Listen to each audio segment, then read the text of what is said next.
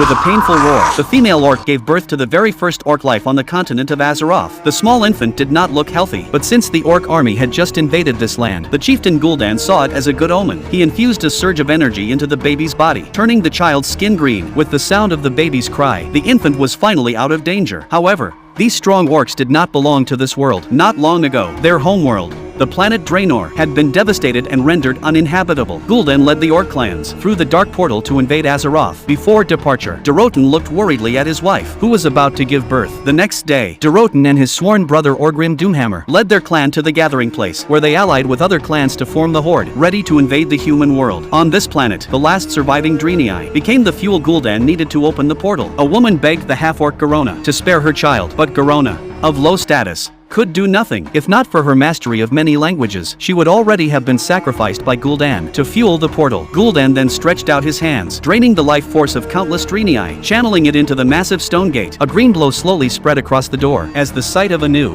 vibrant world appeared before them, the orcs surged forward, rushing into the portal. But because energy was limited, only part of the horde could enter. Doroten, chieftain of the Frostwolf clan, was deeply worried about his pregnant wife. He secretly brought her through the portal. The moment they stepped inside, she felt sharp pains in her belly. The baby was coming. Doroten could not approach to help her. After a flash of blinding light, they finally set foot on the land of Azeroth. Draka had no choice but to remove her disguise, lie down, and prepare for childbirth. This scene drew the attention of nearby orcs. The second in command, Black Hand, stopped Doroten, ready to cause trouble. At that moment, in order to boost morale, Gul'dan personally delivered the child. The birth of new life greatly inspired the warriors' spirits. Meanwhile, in the distant dwarven capital of Ironforge, a legendary figure arrived on behalf of the human king of Stormwind. He was the human commander Anduin Lothar. The dwarven king presented him with their latest invention, a firearm. Just as the dwarves were about to demonstrate its use, a dwarf rushed in with frontline intelligence. After reading the letter, Lothar's expression grew grave. He quickly returned to Stormwind to investigate. It turned out the stationed human army had been attacked and completely annihilated. Standing before him was Khadgar. Lothar used a skill to test him, and upon seeing the violet mark of the eye on the man's arm, he believed Khadgar was not an enemy. Khadgar revealed that he was a mage who had abandoned the Guardian's Oath, choosing instead to wander the world as a ranger. By chance, he had discovered the fallen soldiers